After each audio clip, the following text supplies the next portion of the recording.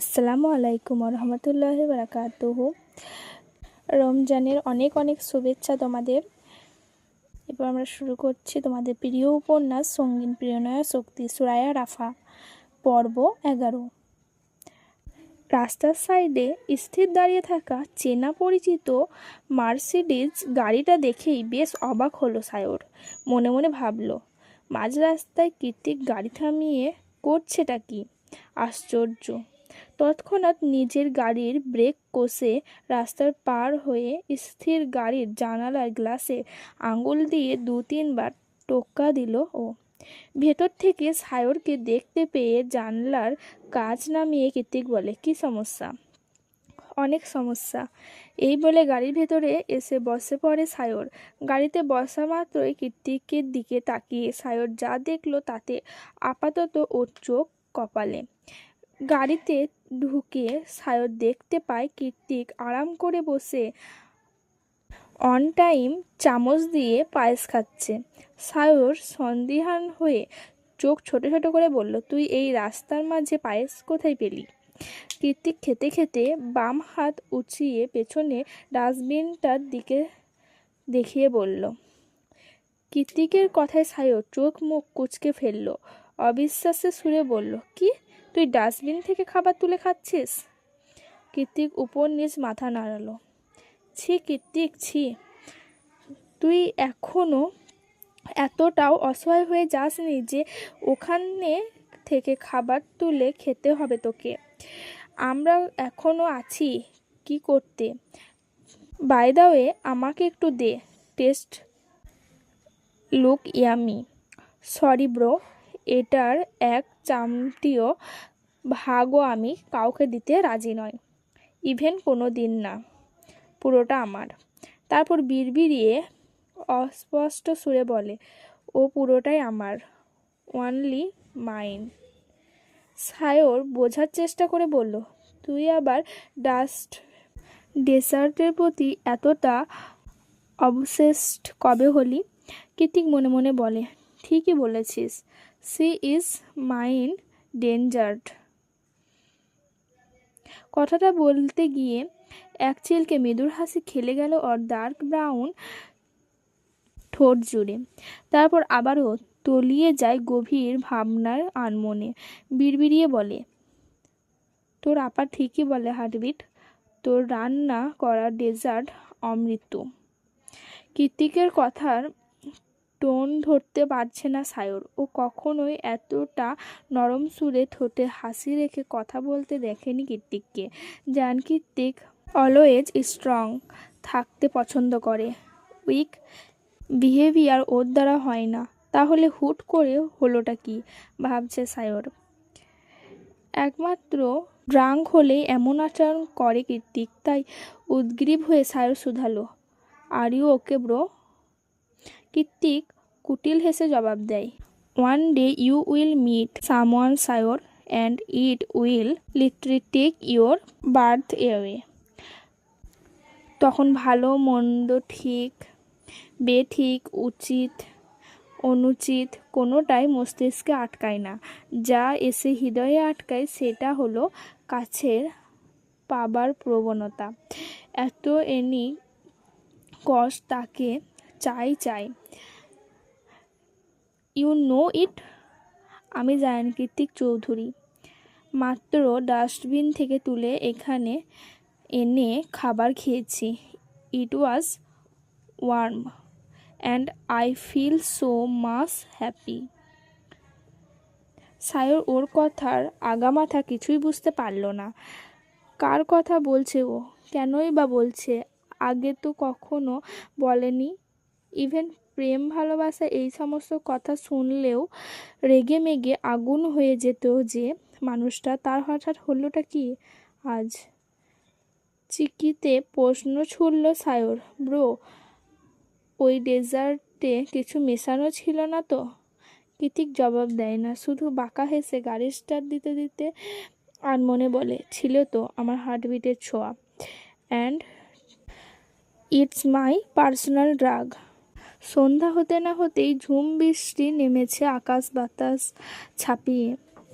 বাড়িতে বিদ্যুৎ নেই, মোম জ্বালিয়ে রেখেছে অরু। অনু একটু আগেই কল দিয়ে জানিয়ে দিয়েছে বৃষ্টিতে হসপিটালে আটকা পড়েছে ও, চিন্তা না করতে। অরু মাত্রই কথা শেষ করে উপরে চলে যাচ্ছিল, তখনই গেট খুলে ভেতরে ঢোকে বৃষ্টিতে ভিজে জুবুথুবু হয়ে যাওয়া কৃত্তিক। মোমের আলোয় থরথর করে কাঁপতে থাকা কৃত্তিককে দেখে মায়া হলো অরুর। ও এগিয়ে গিয়ে কিছু লাগাবে কি না জিজ্ঞেস করতে চাইল, কিন্তু তখনই সকালের সেই অপমানের কথা মনে পড়তে আবারও পিছু হেঁটে পা বাড়ালো নিজের ঘরের দিকে। তবে দুপা সিঁড়ির দিকে এগোতেই পেছন থেকে কাট কাট আওয়াজে ভেসে এলো কৃত্তিক। দেখছিস শীতে কাঁপছি, তবুও তাওয়াল এগিয়ে না দিয়ে চলে যাচ্ছিস? আক্কেল কি পানির সাথে গুলে খেয়েছিস? অরু একটা দীর্ঘ নিঃশ্বাস ছেড়ে বলে, নিয়ে আসছি। ওপর থেকে টাওয়াল নিয়ে এসে চেয়ারের একটু রাগি রাগি ভাব করেই এগিয়ে যায় কৃত্তিকের কাছে। অরু টাওয়াল দেওয়ার জন্য হাত বাড়াতেই কৃত্তিক খপ করে অরুর হাত সহ টাওয়ালটা ধরে নেয়। তারপর ওর হাত দিয়ে নিজের মাথাটা নিজের মতো করে চুল মুছতে থাকে। আরে আরে কি করছেন? লাগছে তো হাতে। ভাত ভাত তো আমার থেকে বেশি খাস, তাহলে লাগে কেন? খাওয়ার খোঁটা দিচ্ছেন? তুই আমার সব সম্পত্তি খেয়ে ফেললেও সেটা দেব না। কি বললেন?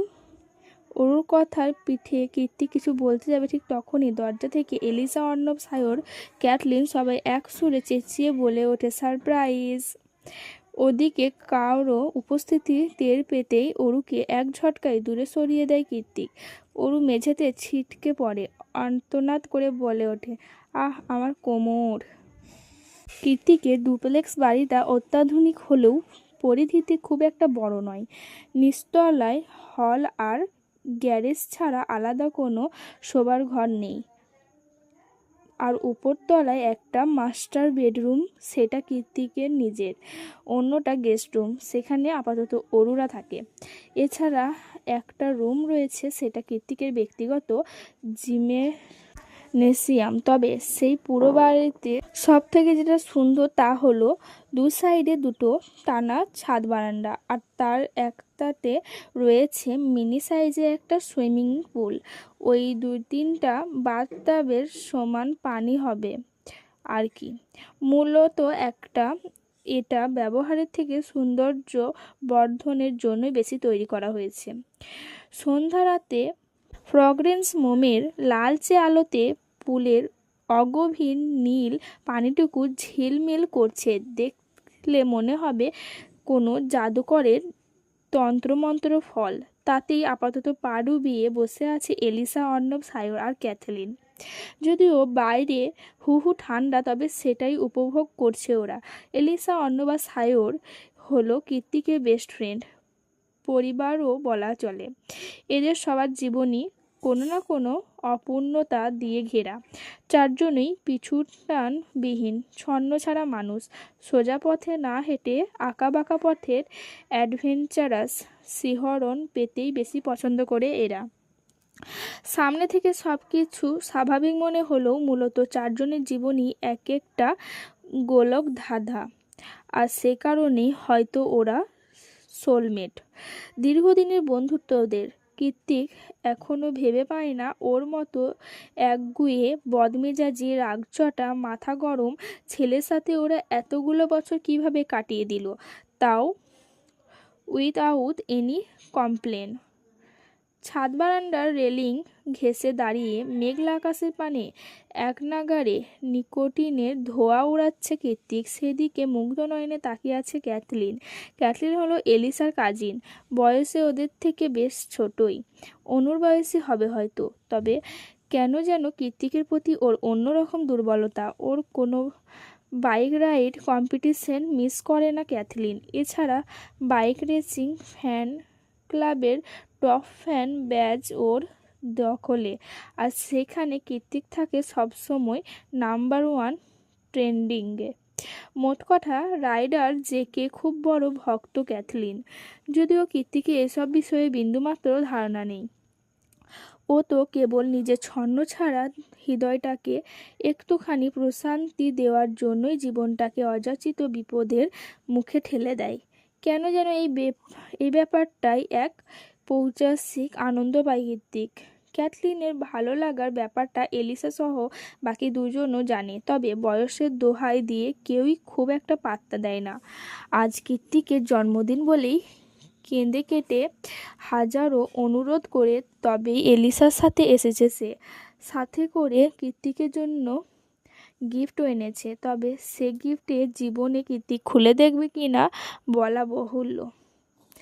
বৃষ্টিতে আটকে গিয়ে অনু এখনও ফিরেনি বলে সারা সন্ধ্যা অরু আর নিজের রুম থেকে বের হয়নি। তবে এখন তো বৃষ্টি কমেছে, আপা ফিরল কি না তা দেখতেই কেবলই রুমের বাইরে করিডরে পা রেখেছিল অরু। ঠিক তখনই ছাদ বারান্দা থেকে হাঁক ছেড়ে ডেকে উঠল এলিসা, এই যে শোনো, আমাদের সবার জন্য হট কফি বানিয়ে নিয়ে এসো তো। এলিসার কথায় বাদ সাধে সায়র, খানিকটা গলা নামিয়ে বলে, ওই কাকে কি বলছিস? ও কি সার্ভেন্ট নাকি? ও কৃত্তিকের স্টেপ সিস্টার। অবাকের চরম সীমানায় গিয়ে এলিসা বলল, কি বলিস? কিন্তু কৃত্তিক যে বলল treat her like a servant. Sayor কটমটিয়ে কৃত্তিকের দিকে চাইল, যে এখনও ভাবলেশহীন হয়ে একইভাবে দাঁড়িয়ে আছে। তারপর চোখ ঘুরিয়ে এলিসাকে বলে, আমাকেও একই কথা বলেছে বাদরটা। বোনকে বোন বলে পরিচয় দেয় না। কতটা খারাপ ভাবতে পারছিস? ব্যাপারটা আন্দাজ করতে পেরে তখনই অরুকে নিষেধ করার জন্য করিডোরে উকি দিল এলিসা, কিন্তু দেখলো অরু সেখানে নেই। নিজের কথায় এই মুহূর্তে নিজেই লজ্জিত, তাই কৃত্তিকের দিকে তাকিয়ে কটমটিয়ে বলল, দাঁড়া, আমি দেখছি ওকে। ওদের কথা শুনতে না পেয়ে অর্ণব গোয়েন্দাদের মতো সন্দিহান হয়ে প্রশ্ন ছুড়ল, এই কি বলছিস তোরা ফিসফিসিয়ে? আমার নামে কিছু নয় তো? আমাকে নিয়ে কিছু বললে কিন্তু একদম পার পাবি না, বলে দিলাম। সব বের করে ফেলবো। সায়র বিরক্তি হয়ে চোখ উল্টে বলল, ভুলে যাস না অর্ণব, তুই একজন হ্যাকার, কোনো ম্যাজিশিয়ান নস যে মনের কথা বের করে ফেলবি। ওদের কথার বহরে কৃত্তিকও এবার ঘুরে দাঁড়ালো। তৎক্ষণাৎ কথা ছুড়ল এলিসা, ডেকে অরু তোর বোন হয়ে আগে বলিসনি তো? কৃত্তিকের সোজাসাপটা জবাব, বোন হয় না তাই বলিনি। তাছাড়া ও কেন আমার বোন হতে যাবে? আমার বোন হওয়ার কি যোগ্যতা আছে ওর? এলিসা পাল্টা প্রশ্ন করবে তার আগে ট্রেটে করে সবার জন্য গরম গরম কফি নিয়ে হাজির হয় অরু। অরুর অবশ্য কফি চাওয়াতে তেমন একটা ইগোতে লাগেনি, কফি তো চেয়েছে। তাছাড়া বাড়ির বয়ে আসা সবাই তো মেহমান, এতটুকু সংকোচে করাই যায়। কিন্তু অরুকে একজনার মোটেই ভালো লাগেনি, আর সেটা হলো ক্যাথলিন। মানে ও এই ব্যাপারটা নিতেই পারছে না। যেখানে ও হাজার চেষ্টা করে তবেই কৃত্তিককে একটু চোখের দেখা দেখতে পায়, সেখানে এই ব্রাউন স্কিন লম্বা চুলওয়ালা মেয়েটা কিনা কৃত্তিকের বাড়িতে 24 ঘন্টা থাকে, দিন রাত কৃত্তিকের মুখোমুখি হয়, ওর সাথে কথা বলে, হাসাহাসি করে। ব্যাপার বলতেই ক্যাথলিনের কেমন গা জ্বলে উঠল। কোনো এক অজানা কারণে হুট করেই মেয়েটার প্রতি রাগ উগরে আসছে ওর। অরুর ঠোঁটের কোণে লেগে থাকা হালকা আন্তরিকতা মাখা হাসিটা দেখে একান্তে ফসফস করছে ক্যাথলিন। তখনই ওর দিকে কফির কাপটা এগিয়ে দেয় অরু, কিন্তু ক্যাথলিন তো এটা নেবে না, সবার সামনে ফিরিয়েও দিতে পারবে না, তাই ইচ্ছে করেই গরম কফিটা উল্টে ফেলে দেয় ও। তবে অসাবধানতায় পুরো কফিটাই অরুর হাতে ছিটকে পড়ল। কফিটা ছিল ধোয়া ওঠা আগুন গরম, তবুও অরু চেঁচালো না, কেবল আহ শব্দের মৃদু আর্তনাদ বেরিয়ে এলো ওর মুখ থেকে। তৎক্ষণাৎ ওর কাছে ছুটে এলো সায়র। অন্যরাও ব্যস্ত হয়ে পড়েছে ও ঠিক আছে কি না দেখার জন্য, কিন্তু কৃত্তিক ছাড়া। ও এখনও নিজের জায়গাতেই স্থির দাঁড়িয়ে সবটা দেখছে। নিজে অজান্তেই কখন যে হাত দুটো মুষ্টিবদ্ধ করে ফেলেছে হদিস নেই তার। সায়র তাড়াহুড়ো করে অরুর হাতটা টেনে উল্টে পাল্টে দেখে নিল, হাতের অনেকটা জায়গা ধরে লালচে বর্ণ ধারণ করেছে। অরুর চোখ মুখ এখনও খিচে বন্ধ করে বসে আছে, মুখে কোনো রা নেই, কেবল চোখ দিয়েই টুপ টুপ করে ঝরে পড়ছে ব্যথাতুর নোনা জল। Are you okay baby? উদ্গ্রীব হয়ে প্রশ্ন করলো সায়র। অরু জবাব দিল না, বসে রইল একইভাবে। ওর হাতে জ্বালা করছে ভেবে পুলের শীতল পানিতে হাতটা ডুবিয়ে দিল সায়র। কয়েক মুহূর্তেই পরেই পিটপিট করে চোখ খুলল অরু। ঠান্ডা পেয়ে সত্যি বেশ আরাম লাগছে এখন। ওদিকে এলিসা ক্যাথলিনের দিকে চেয়ে চোখ পাকাতেই ক্যাথলিন এসে ক্ষমা চাইল অরুর নিকট। I am sorry Aru, I did not mean it. Aru যে রাগ নেই তেমন না, ও দেখেছে ক্যাথলিন ইচ্ছে করে কফিটা ফেলেছে। মেয়েটার কর্মকাণ্ডে রাগও লাগছে খুব, তবুও সবার সামনে মানুষত্ব আর চক্ষু লজ্জার খাতিরে বলল, ইটস ওকে। অনেক তো হয়েছে অরু, ভেতরে যা, আমি মলম নিয়ে আসছি তোর জন্য। অরুর চোখের দিকে অগ্নিদৃষ্টিতে তাকিয়ে খুব স্বাভাবিক ভঙ্গিতে কথাটা বলল কীর্তিক। এই আগুন ঝরা লেলিহান দাবানলের মতো চোখে কোনো মায়া কিংবা কাতরতা ছিল না অরু নিশ্চিত। তাহলে কি ছিল? হিংস্রতা। কিন্তু কেন? এত ভাবার সময় নেই, যেতে বলেছে চলে যাওয়াটাই উত্তম। শুধু শুধু তাদের কোয়ালিটি টাইমে কাবাম্মে হাড্ডি হয়ে গেল। ব্যাপারটা ভেবে লজ্জায় মাথা নিচু করে ছাদ বারান্দা ত্যাগ করে অরু। অরু রুমে পা রেখেছে কি রাখেনি তার আগে ও রুমে ঢুকে ধপ করে দরজা বন্ধ করে দেয় কীর্তিক। এর আগে কখনোই এমনটা করেনি ও, তাই এমন হঠাৎ আগমনে অরু একটু ভয়ই পেল। দু কদম পিছিয়ে পিঠ ঠেকালো শক্ত দেওয়ালে। ফুল স্লিভ টি শার্টের দু হাতা উপরে তুলতে তুলতে ধীর পায়ে ওর দিকে এগিয়ে এলো কীর্তিক। অন্ধকারের মধ্যে সামান্য ফ্ল্যাশের আলোয় কীর্তিকের ভয়ঙ্কর অগ্নিমূর্তি দেখে ভয়ার ঢোক গেল অরু। গলায় কথা আটকে আসছে, তবুও আমতা আমতা করে রিনরিনিয়ে বলল, কি করছেন? ভয় লাগছে আমার। How dare you? একটা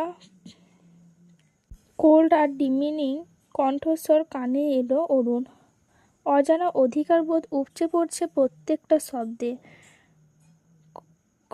কি করছি? ভয়ে ভয়ে শুধাই অরু। কীর্তিক এগিয়ে এসে অরুর ছ্যাঁকা লাগা লালচে হাতটা শক্ত করে চেপে ধরল। এবার ভীষণ ব্যথা পেল অরু। ব্যথায় অনেকটা জোরেই চেঁচিয়ে উঠল, আহ লাগছে আমার। কীর্তিক থামল না, ওই হাতটা ধরেই টানতে টানতে ওয়াশরুমে নিয়ে ট্যাপ ধরে ছেড়ে দিয়ে শাওয়ার জেল লাগিয়ে ইচ্ছে মতো ঘষতে লাগলো অরুর গদগদে পোড়া হাতটাকে। বিস্ময়, আতঙ্ক আর ব্যথায় জর্জরিত অরুর আপনা আপনি হাত চলে গেল মুখের ওপর। ঠোঁট কামড়ে কান্না আটকে বলল, কি করছেন আপনি? কোনো স্বাভাবিক মানুষ কি এতটা ব্যথা দিতে পারে? খুব মনোযোগ দিয়ে মলম পরিষ্কার করার মতোই অরুর হাতটাকে ঘষতে ঘষতে কীর্তিক জবাব দেয়, আমি স্বাভাবিক? তোকে কে বলল? একে তো পুরো চামড়া নরম হয়ে আছে, তার ওপর এতক্ষণ যাবৎ এক নাগাড়ে ঘষা মাজার ফলে হয়তো সেটাও উঠে গিয়ে রক্তাক্ত হয়ে গিয়েছে। তাই তো অরুর কান্নায় এবার জোড়াই এলো। কাঁদতে কাঁদতে নিচে বসে পড়ল ও। পারছি না, ছাড়ুন দয়া করে, ব্যথায় কলিজা ছিঁড়ে যাচ্ছে। এবার কীর্তিক ওর হাত ছেড়ে দিল। অতঃপর ফেনায় ভর্তি হাতটা দু গালে চেপে ধরে বলল, নেক্সট টাইম এমন করলে শুধু হাত নয়, বাথটাবে ছুঁড়ে ফেলে পুরো শরীর ধুয়ে তবেই ছাড়বো। আই রিপিট, পুরো শরীর। কান্নারত অরু বলে, আমি করেছিটা কি?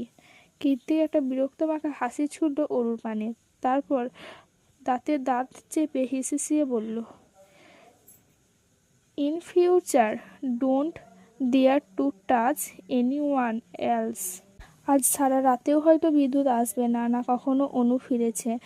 একে তো অনুর জন্য চিন্তায় মাথাটা ফেটে যাচ্ছে, তার উপর সন্ধ্যা রাতের ঘটে যাওয়া অমীমাংসিত ঘটনাগুলো মাথাচাড়া দিয়ে উঠছে বারংবার। বিছানায় আধশোয়া হয়ে নিজের ব্যান্ডেজ পেঁচানো হাতটার দিকে উদাসীন হয়ে তাকিয়ে আছে অরু।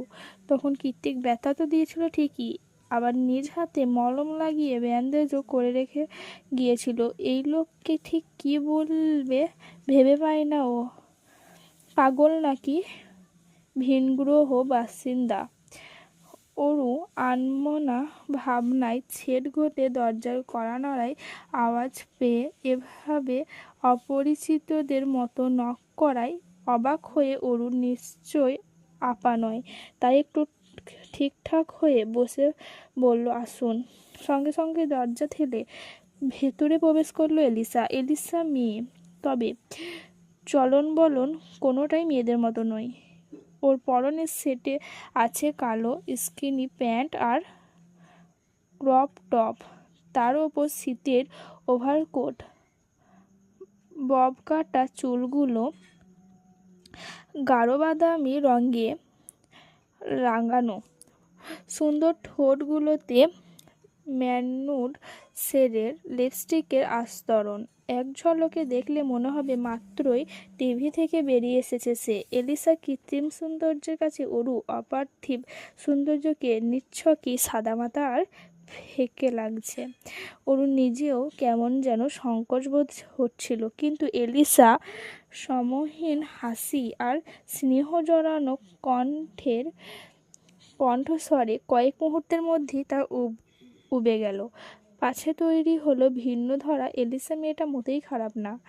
এলিসা রুমে ঢুকেই প্রথমে অরুর হাতটা সাবধানে উল্টে পাল্টে দেখলো, তারপর বলল, ব্যান্ডেজ করার মতো তো অতটাও লাগেনি। তাহলে ব্যান্ডেজ কে করলো? অরু কথা ঘুরিয়ে বলল, আমিই করেছি, যাতে তাড়াতাড়ি কমে যায় ব্যথা। এলিসা শব্দ করে হেসে বলল, তোমার অনেক বুদ্ধি, বুঝেছি। এলিসার কথায় অরু হেসে দেয়, তারপর বলে, আমি জানি আপনি মজা করছেন।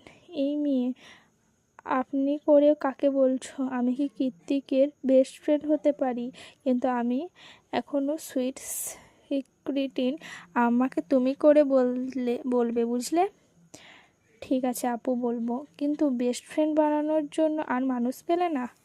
ওই হনুমানটাকে না, মানে কৃত্তিক ভাইয়াকে? এলিসা ঠোঁটের কোণে হাসি নিয়ে জবাব দেয়, মানুষ হিসাবে কৃত্তিক কেমন আমার জানা নেই অরু, তবে ফ্রেন্ড হিসাবে ওদের তিনজনারই জুড়ি মেলা ভার। আমি খুব লাকি জানো, ওদের মতো বন্ধু পেয়েছি। আমাদের চারজনার কারোরই টাকা পয়সা কিংবা অর্থবিত্তের অভাব নেই। আমাদের যেই জিনিসের অভাব, সব থেকে অভাব, তা হলো একটা পরিবারের স্বার্থহীন উষ্ণ ভালোবাসার মানুষের অভাব। আমরা চারজনই ভালোবাসার কাঙাল, পরিবারের কাঙাল, তাই হয়তো উপরওয়ালা আমাদেরকে বন্ধুত্বের মতো সুন্দর একটা সম্পর্কে বেঁধে দিয়েছে। এলিসার কথার পাশে অরু নিঃশব্দে ভারী নিঃশ্বাস নেয়। একটু থেমে এলিসা আবারও বলে, অর্ণব আর সায়রের তাও বাবা মা নেই, কিন্তু আমার কৃত্তিকের তো থেকেও নেই। ওরু মেকি হেসে জানায় ভার ধরে বলল, না আপু, ভুল ভাবছেন, কৃত্তিক ভাইয়ারও বাবা মা কেউ নেই। এলিসা অবাক চোখে অরুর পানে চাইলো, মনে মনে ভাবলো, তার মানে এই মেয়ে কিছুই জানে না। কি হলো আপু, কিছু ভুল বললাম? কৃত্তিকের মা বেঁচে আছে Aru. She is completely alive and living with another man. এলিসার কথায় অরু যেন আকাশ থেকে পড়ল। তাহলে কি এতদিন ধরে ও ভুল জানতো কৃত্তিকের মা মারা যায়নি? এলিসা আরও খানিকটা জটলা খুললে তার আগেই ক্যাথলিনের বিকট চিৎকার শুনে ছুটে বেরিয়ে যায় এলিসা। পেছন পেছন এগিয়ে যায় অরুও। হলরুমে মধ্যিখানে বসে থরথর করে কাঁপছে ক্যাথলিন। ওকে চারদিক থেকে ঘিরে রেখেছে অর্ণব, সায়র আর কৃত্তিক, যে সেদিকে তাকিয়েই কাউচে বসে বসে আপেল খাচ্ছে। এলিসা দোতলার করিডোর দিয়ে এক নজর পরোক্ষ করে দৌড়ে নিচে নামলো। অরু সেখানেই দাঁড়িয়ে সবটা বোঝার চেষ্টা করলো। কি হলো হঠাৎ ক্যাথলিনের? নিচে গিয়ে এলিসা জিজ্ঞেস করতেই অর্ণব জানায়, ক্যাথলিন হাতে ইলেকট্রিক শক খেয়েছে। হাতের অবস্থা বিগতিক, সেই সাথে পুরো শরীর থরথরিয়ে কাঁপছে। এলিসা বলল, কি করে হলো এসব ক্যাথ? ঘরে তো বিদ্যুৎই নেই। ক্যাথলিন কাঁপা কাঁপা গলায় বলল, আমি জানি না, জেকে ভাইয়া বলেছিল এসপ্রেসো পান করবে, সেটা বানাতেই কফি মেকারের কাছে এসেছিলাম। তখনই কথাটুকু শেষ করে আবার হু করে কান্নায় ভেঙে পড়ে ক্যাথলিন। জেকে তুই আবার কবে থেকে এসপ্রেসো খাস? আগে তো খাস দেখিনি। নিঃসংকোচে আপেলে কামড় বসাতে বসাতে কৃতিক বলে, আরে ইয়ার, ঠান্ডার মধ্যে একটু তেতো কফি খেতে ইচ্ছে করছিল। তাছাড়া আমি তো আর ক্যাথলিনকে বলিনি, ও নিজেই বলল। আমি ভাবলাম কফি মেকারটা তো এনালগ, ব্যাটারিতে চলে, রিক্সের তো কিছুই নেই। এলিসা আড়ালে নিঃশ্বাস ছেড়ে কিচেনের কাউন্টারের দিকে এগিয়ে গিয়ে বলল, কোন কফি মেকার আমি দেখি তো। সঙ্গে সঙ্গে ওর হাত টেনে ধরে অর্ণব, চকিত হয়ে বলে, একদম না, তোর কিছু হয়ে গেলে আমি শেষ। আশ্চর্য, শেষ মানে? তাছাড়া আমার হবেটা কি? তোকে নিয়ে আমি কোনো রিস্ক নেব না, ব্যাস। এলিসার নিজের দিকে হাত টেনে বলল, অর্ণব হাত ছাড়। না, ছাড়বো না। অর্ণব এই মুহূর্তে খুবই সিরিয়াস। অন্য সময় হলে হয়তো এলিসার কথাই শুনতো। স্যার এদিকে সিনেম্যাটিক কাহিনী দেখে বিরক্তি প্রকাশ করে বলল, গাইস প্লিজ, গভীর রাত হয়ে যাচ্ছে, ক্যাথলিন বেচারিকে ডাক্তারের কাছে নিয়ে চলো, ওকে চেক আপ করাতে হবে।